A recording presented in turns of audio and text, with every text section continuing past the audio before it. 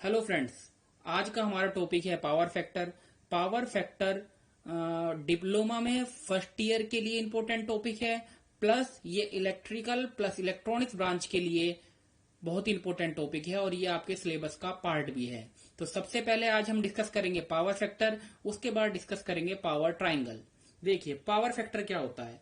Power factor voltage और current के बीच के कोसाइन एंगल को कहते हैं। जो वोल्टेज और करंट के बीच का कोस एंगल होता है वो हमारा पावर फैक्टर कहा जाता है।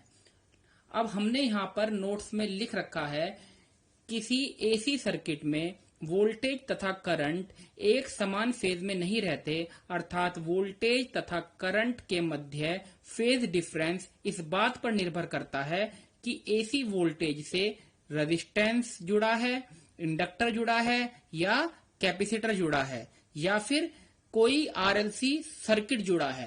अब आपको पता है कि जो हमारा एसी सर्किट है वो या तो रेजिस्टेंस से बना होगा या इंडक्टेंस से बना होगा या फिर कैपेसिटेंस से बना होगा या फिर इन तीनों के कॉम्बिनेशन से बना होगा, है ना। इससे पहले हम लोग डिटेल में डिस्कस कर चुके हैं, फिर भी मैं आपको ब्रीफ में बताता हूं कि अगर सपोज करो कोई एसी सर्किट है तो एसी सर्किट में हमने क्या यूज किया, रेजिस्टेंस, इंडक्टेंस और कैपेसिटेंस।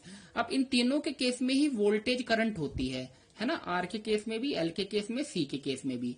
तो वोल्टेज और करंट के बीच का जो एंगल होगा वो हमारा पावर फैक्टर कहलाएगा। अब सपोज करो रेजिस्टेंस के केस में वोल्टेज और करंट सेम फेज में रहते हैं, मतलब इसी पॉइंट से स्टार्ट होते हैं, तो ये दोनों वोल्टेज और करंट एक ही लाइन पे बना दिए। तो अब एंगल कितना हो गया, 0, और कोस 0 की वैल्यू कितनी होती है, 1।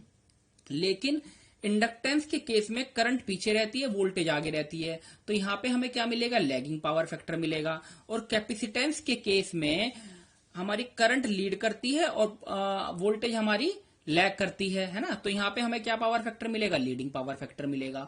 तो पावर फैक्टर बेसिकली क्या हुआ, वोल्टेज और करंट के बीच का एंगल हुआ और ये डिपेंड करेगा either the circuit is resistive, inductive और कैपेसिटिव और the combination of resistive, inductive और कैपेसिटिव, है ना।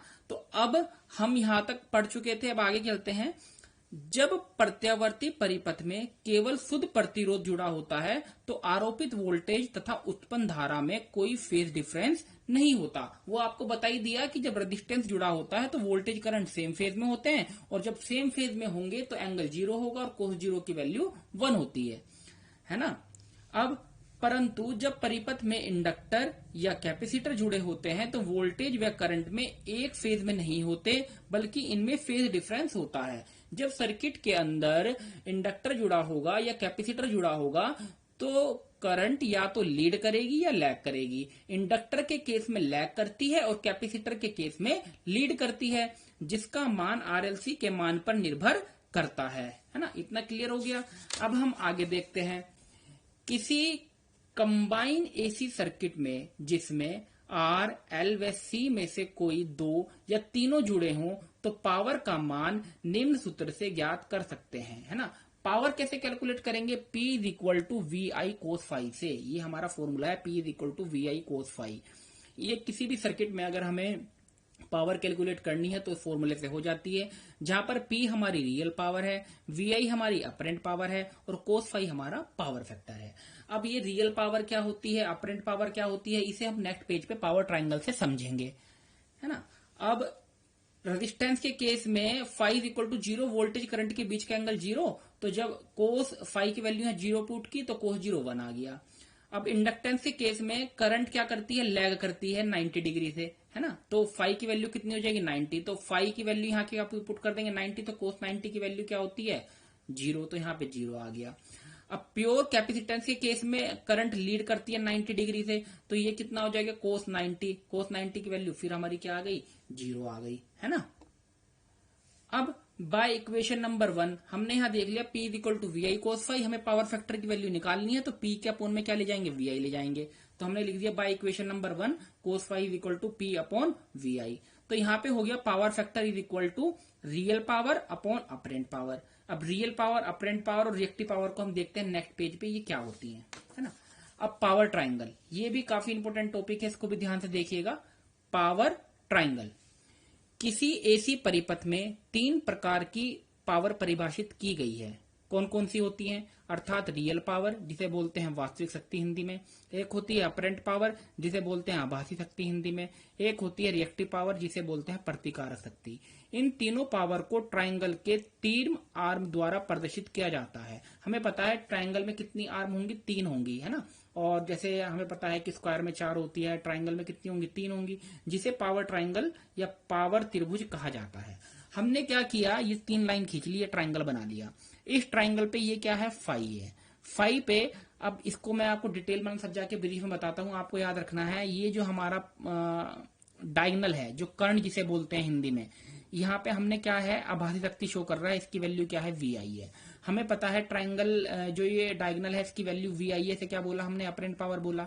जब हमें वी आई ये पता है तो हम इसकी और इसकी वैल्यू निकाल सकते हैं, है ना। इसकी और इसकी वैल्यू हम इजीली निकाल सकते हैं। कैसे निकालेंगे वो मैं भी आपको बताता हूँ। अब ये ट्राइंगल है, अब हमने आपको कहा यहाँ पे हमने इसको मान लिया वी आई, है ना। हमें वैल्यू निकालनी है इसकी और इसकी। इसको हमने नाम दे दिया बी, इसको नाम दे दिया हमने ए।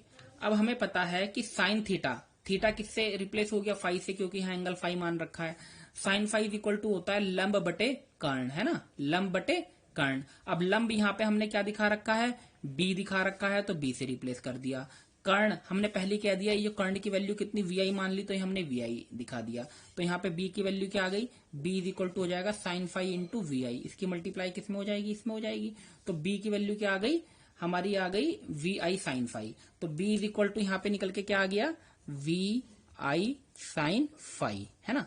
अब हमें किसकी वैल्यू निकालनी है, कोस फाई की। Cos phi is equal to क्या होता है, आधार बटे कर्ण। आधार को हमने रिप्लेस कर रखा है ए से, कर्ण मैं पहले बता चुका हूं वो क्या हो गया, वी आई। तो हमने यहाँ पे क्या लिख दिया, वी आई लिख दिया। अब वैल्यू किसकी निकालनी है, ए की। तो ए इज इक्वल टू क्या हो जाएगा, cos phi into we I. तो इसलिए हमने इसकी जगह क्या लिख दिया, वी आई कोस फाई। तो ट्राइंगल में हमने क्या दिखा दिया, इस लाइन पे तो वी आई कोस फाई दिखा दिया, इस लाइन पे वी आई साइन फाई, और इस पे वी आई, है ना। तो ये देखो यहाँ पे हमने क्या दिखा दिया, अपरेंट पावर को दिखा दिया वी आई से, और इस वाली लाइन पे हमने वी आई साइन फाई दिखाया, इसे क्या बोलते हैं, रिएक्टिव पावर, हिंदी में बोलते हैं प्रतिकारक शक्ति। और इस लाइन पे हमने दिखाया रियल पावर, इसे क्या बोलते हैं, वी आई कोस फाई, इसे बोलते हैं वास्तविक शक्ति।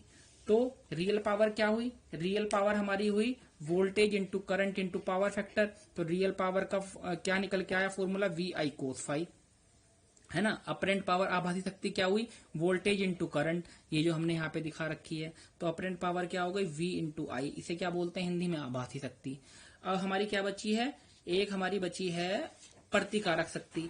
प्रतिकारक शक्ति क्या हो जाएगी, voltage into current into sine phi.